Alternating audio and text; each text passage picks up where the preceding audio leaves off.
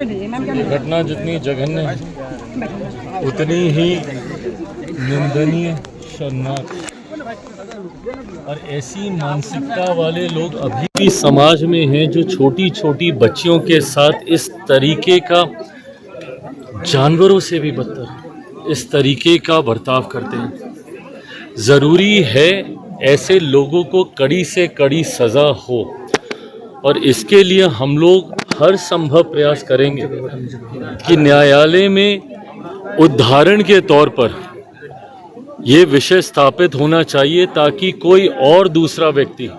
बच्चियों के साथ इस तरीके का दुष्कर्म करने से पहले उसकी रूह कांपे। परिवार जिस पीड़ा से गुजर रहा है इसकी शायद हम लोग कल्पना भी नहीं कर सकते, पर ऐसे में इस बात का हम लोगों ने हर संभव प्रयास किया कि पहले तो जल्द से जल्द आरोपी की गिरफ्तारी हो, केस इतना मजबूत बने कि कड़ी से कड़ी उसको सज़ा हो और साथ ही में परिवार के लिए हर वो संभव चीज़ जो सरकार के नाते, जो बच्ची गई उसकी जगह तो कोई नहीं ले सकता, पर जो सरकार के नाते हो सकता है, बच्चों की पढ़ाई, रहने की व्यवस्था, इन तमाम चीज़ों को किया जा चुका है। बस उम्मीद करता हूँ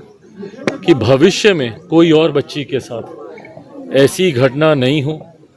आरोपी को कड़ी से कड़ी सज़ा न्यायालय के द्वारा दिया जाए, इसके लिए भी हम लोग हर संभव प्रयास करेंगे ताकि सारे दस्तावेज, सारे एविडेंस, साक्ष्य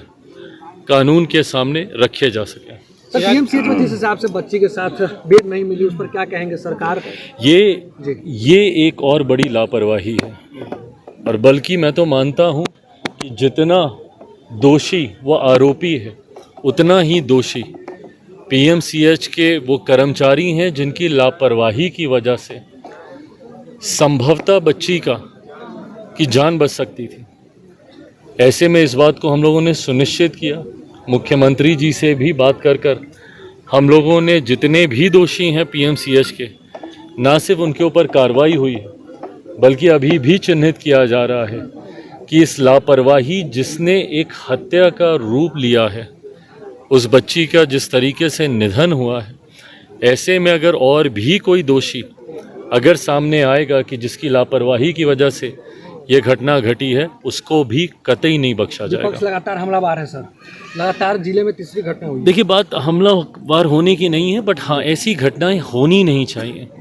विपक्ष अगर आज सवाल उठा रहा है तो इसीलिए उठा पा रहा है क्योंकि ऐसी घटनाएं हो रही हैं। ऐसे में सरकार की ये जिम्मेदारी बनती है, हम लोगों को भी और उसमें मुस्तैद रहने की ज़रूरत है, स्थानीय प्रशासन को भी और ज़्यादा इसमें चुस्त रहने की ज़रूरत है ताकि ये जो आपराधिक घटनाएं बढ़ी हैं इसको नियंत्रित पूरी तरीके से किया जा सके। मैं मानता हूं कि स्थानीय प्रशासन भी गंभीरता को समझते हुए अपनी जिम्मेदारी का पूरी तरीके से निर्वहन करेगा। बिहार में भी आपकी सरकार और केंद्र में भी आपकी सरकार है और बच्ची लगातार वहां पटना में 4-5 घंटा बेड के लिए और तड़पते ऑक्सीजन के बिना यहाँ पे दम छूट गया। क्या कुछ नहीं, बिल्कुल ये लापरवाही तो है ही, जैसा मैंने कहा, और इस बात को स्वीकारना होगा और इसीलिए दोषियों के ऊपर, जितने भी दोषी हैं उनके ऊपर कार्रवाई इसीलिए की गई है ताकि इसके बाद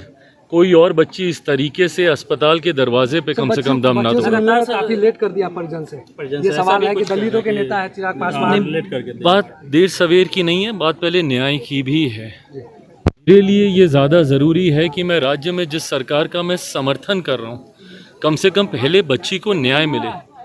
आज जब मैं यहाँ पर आया हूँ इस बात को सुनिश्चित कर आया हूँ